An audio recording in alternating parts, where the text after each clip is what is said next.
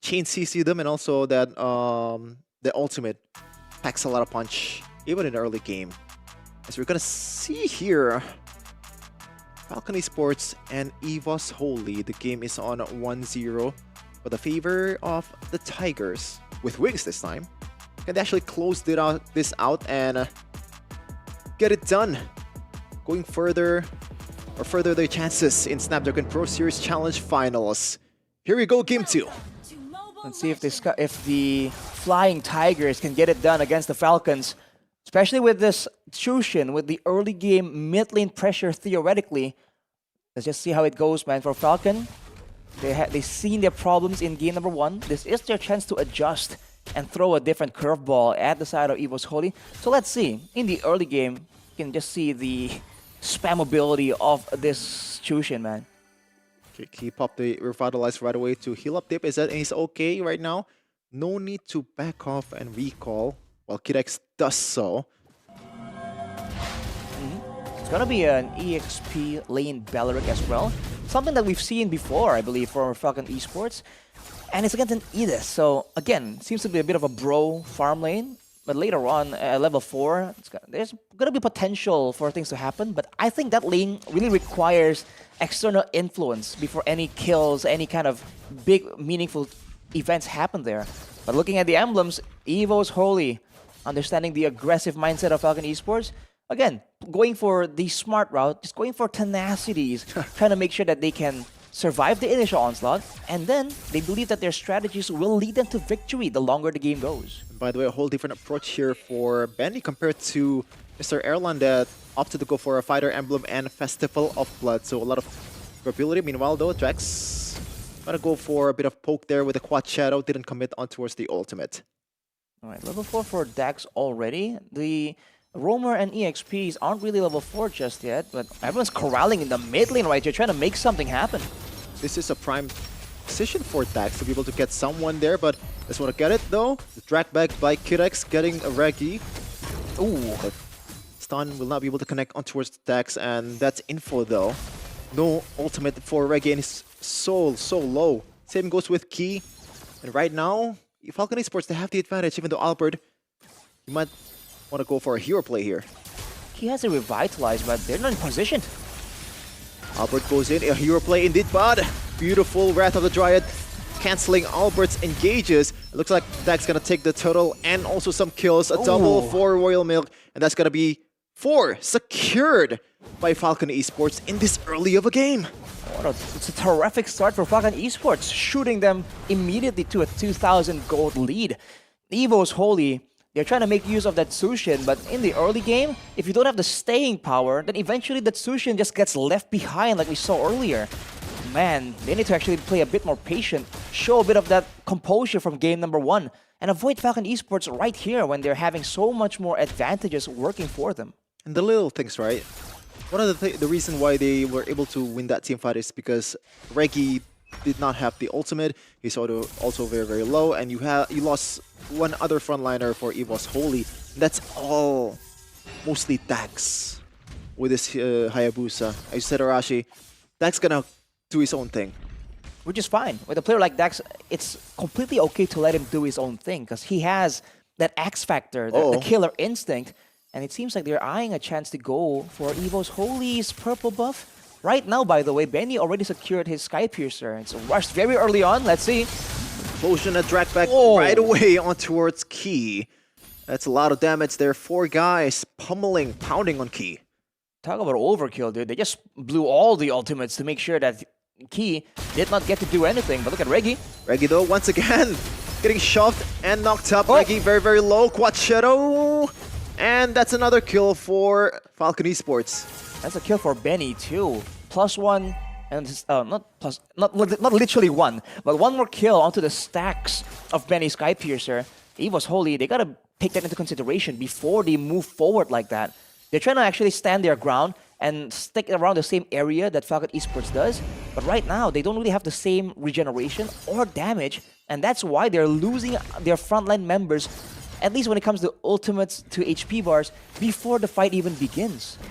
And right now, EVO's Holy does not have that El Momento factor anymore, right? At least in the AoE department. The Tigreal right now is being used by Kidex, and so far it has been a way better early game for this Tigreal than the game earlier for Mr. Key. You can see Royal Milk already just cutting waves, having confidence in his tankiness.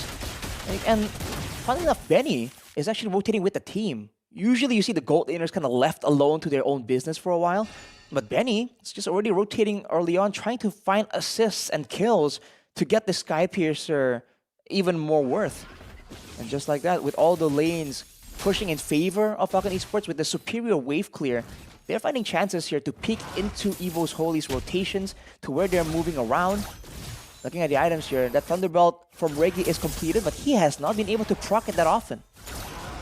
Erlan so far has the Husk Claws and has not fallen yet so far out of the 6 kills that FCON Esports has secured, so bit of a silver lining there for EVO's Holy to use. Implosion on towards 2, that's a good one, and also comboed with Frigid Glacier. Key is very, very low, pop their Revitalize, and also the Glorious Pathway. Royal Milk in the front line, taking all the damage away from Erlan with the Revitalize, still standing strong. Oof. The Great Wall of Myanmar is there.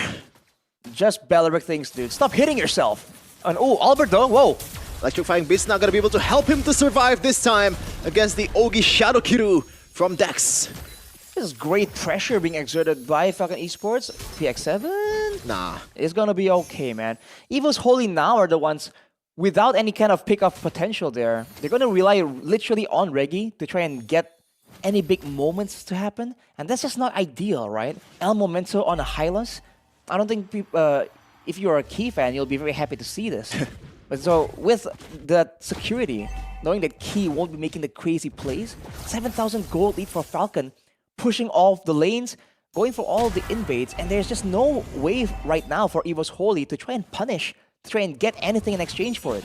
Oh, they might get punished instead here. Erlan very, very close. Wrath with Dryad connects. Purify is used. Reggie might be in trouble, has to use the Flicker too.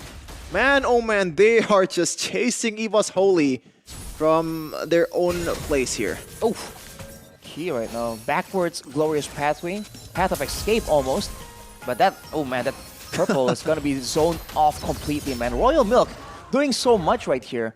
And he shows a very great itemization knowledge, by the way, because now that there's not a lot of ways for EVO's Holy to burst him down, he went for the Radiant Armor because he knows that DPZ is going to give him so much more stacks. And towards the tail end of the fight, there's going to be more damage coming in from the Primal Wrath, from the Law and Order, from the electrifying beats. So great knowledge shown by Royal Milk. Kidex conceal on towards Reggie. Use the knock-up to get away. Albert in a good position now. They got caught up. We're trying to get away. Dax with the beautiful quad shadow on towards Albert, and Ogi shadow kill once again. Dax is going crazy. What an absolute monster, man. So much damage. And with all of this happening, by the way, Erlan has only been able to secure Berserker's Fury. I believe that should be his second item, if you think about the usual itemization routes. So 2 items at 8 minutes on a Bruno. That is not ideal at all. Very much so. Dex already level 13. And by the way, speaking of itemization, Benny actually prioritized the Malefic Roar before the BOD Arashi. So really like that, considering the fact that Kidex so far has pulled the trigger, has pulled the implosion on towards the frontliners of EVO's Holy. You want to make sure that whoever gets caught in the crosshairs of FCON Esports, it's going to be a threat. They want to make sure there's no scenario where EVO's Holy can at least get info or get control by sending their tankier members.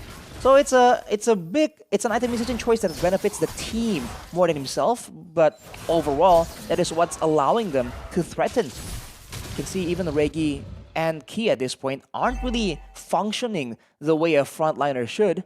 Yeah. And it seems like it's going to be yet again a free Lord, unless Albert or the rest of the team can kind of do something.